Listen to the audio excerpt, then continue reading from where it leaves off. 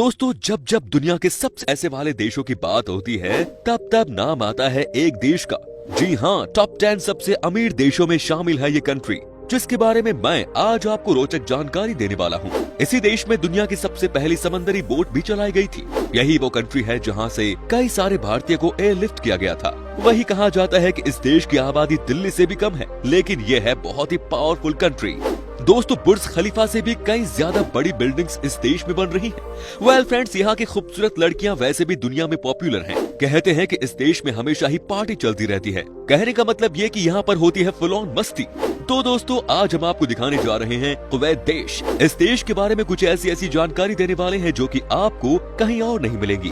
Well दोस्तों, सबसे पहले आपको बता दें कि इस देश का पूरा नाम है स्टेट ऑफ कुवैत। देश की कुल जनसंख्या है 43 लाख के करीब। अगर बात पॉपुलेशन डेंसिटी की हो तो आपको यहाँ पर 240 लोग पर स्क्वायर किलोमीटर में दिख जाते हैं। वेल यहाँ पर 100% लोग अर्बन हैं, यानी कि इस देश में कोई गांव है ही नहीं। दोस्तों एक कहावत आपने सुनी होगी कि जब ऊपर वाला देता है तो छप्पड़ फाड़ कर देता है। इस देश को भी कुछ ऐसा ही दिया गया है। यहाँ पर तेल की खान है और इसी वजह से ये देश पैसों के मामले में सभी देशों से आगे है। जब बात होती है टॉप 10 देशों की जिनके पास है सबसे ज्यादा पैसा और जहां के लोगों की लाइफस्टाइल है सबसे अच्छी, उस लिहाज से कुवैत काफी आगे है। वेल दोस्तों आपको बता दूं कि हिंदी में इस देश का एक और नाम है जिसे सुनने के बाद आपको पता चल जाएगा कि इसका डायरेक्ट लिंक है यहाँ के तेल के खजाने से। इस देश को दवालात अल कुवैत के नाम से भी जाना जाता है। इसका मतलब ही होता है दौलत से भरपूर देश। यहाँ पैसों की बारिश होती है भाई।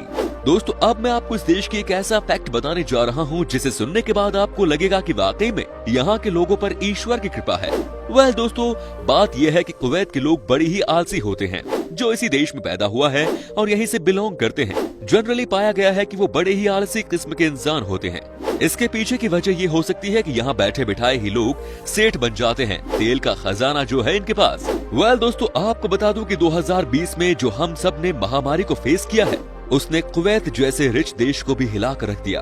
आपको बता दूं कि इस देश की हालत भी खराब हो गई है और शायद यही वजह है कि कुवैत की सरकार ने इस बात का फैसला लिया कि क्यों न 70% ऐसे लोग जो कि दूसरे देश से हैं और कुवैत में काम कर रहे हैं, उनमें से 40% को वापस घर भेज दिया जाए। ये बहुत बड़ा कदम था इस देश के लिए। आप समझिए कि इस देश ने भी महामारी के सामने घुटने टेक दिए। वेल दोस्तों आज के जमाने में सबसे बड़ी बिल्डिंग कौन सी है? जी ऑफ कोर्स आप कहेंगे बुर्ज खलीफा, लेकिन दोस्तों आप याद रखिए इस बात को, आने वाले 8 से 9 सालों के बाद इस बिल्डिंग से भी ऊंचा टावर कुवैत देश में बनने जा रहा है। इसका नाम है बुर्ज मुबारक अल कबीर। माना जा रहा है कि कुवैत की सरकार ने इसे चैलेंज की तरह लिया है कि दुबई के रिकॉर्ड को तोड़कर रख देना है। 2030 में माना जा रहा है कि बुर्ज मुबारक अल कबीर को तैयार कर लिया जाएगा।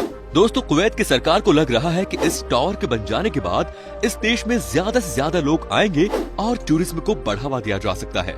वेल दोस्तों वो कहावत तो सुनी ही होगी आपने कि बैठे बैठे जो पैसे कमाना चाहते हैं उनके लिए परेशानी भी बढ़ जाती है।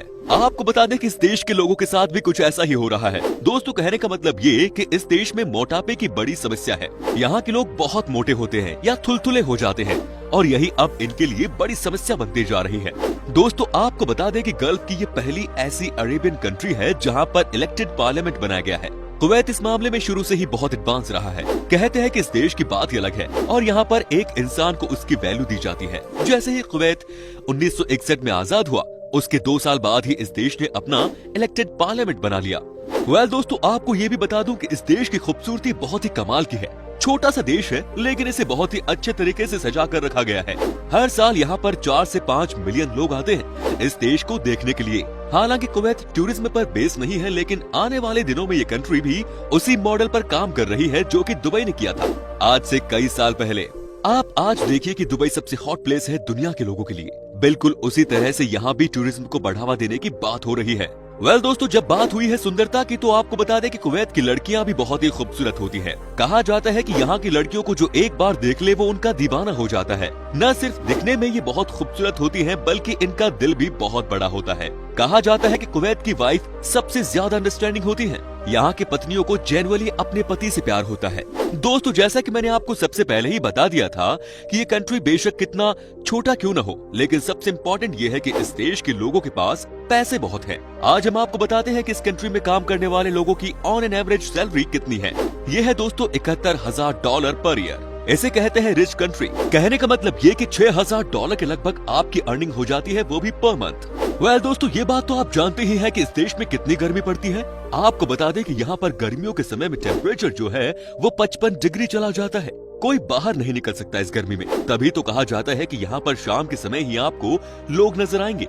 फ्रेंड्स, जैसे ही कुवैत में भयानक गर्मी पड़नी शुरू होती है, वैसे ही यहाँ पर काम करने का तरीका भी बदल जाता है। आपको बता दूं कि जो भी मजदूर कंस्ट्रक्शन में काम करते हैं, उन्हें 2 शिफ्ट में काम करना पड़ता है। एक शिफ्ट मॉर्निंग 6 बजे से 10 बजे तक होती है और फिर शाम में 5 बजे से रात में 10 बजे तक। कहने का मतलब ये कि दिन के समय में आपको यहाँ पर कोई भी बाहर घूमते हुए नजर नहीं आएगा, क्योंकि जो बाहर निकलता है वो बीमार हो जाता है। सही बात है, इतनी तेज गर्मी कौन झेल सकता है। दोस्तों, आपको बता दें कि कुवैत दुनिया का 6ठा सबसे बड़ा तेल उत्पादक देश है। 2020 के आंकड़े को देखें तो इस देश में 102 बिलियन बैरल्स ऑयल रिजर्व है। यही वजह है कि ये देश इतना आगे बढ़ गया है। दोस्तों, आपको बता दूं कि कुवैत की करेंसी बहुत पावरफुल है। एक समय तो ऐसा आया था कि इनकी करेंसी दुनिया की सबसे ताकतवर करेंसी बन गई थी। हम बात कर रहे हैं 2013 की, जब एक कुवैत दिनार की वैल्यू सबसे ज्यादा हो गई थी। तभी तो लोग इस देश में जाकर कमाना चाहते हैं, क्योंकि जानते हैं कि यहाँ की करेंसी का पावर कितना है। आपको जानकर हैरानी होगी कि कुवैत दुनिया का एकमात्र ऐसा देश है जहाँ शराब को बेचना, शराब को लेकर जाना और शराब पीना पूरी तरह से बैन है। कहते हैं कि गलती से भी अगर किसी ने इस नियम को तोड़ने की कोशिश की तो समझिए कि उसकी खैर नहीं, उसे फिर आजीवन उम्र कैद की सजा सुना दी जाती है। तो दोस्तों, आपके लिए वार्निंग है कि अगर आप इस देश में ट्रैवल कर रहे हैं तो शराब का नाम भूल ही जाइए।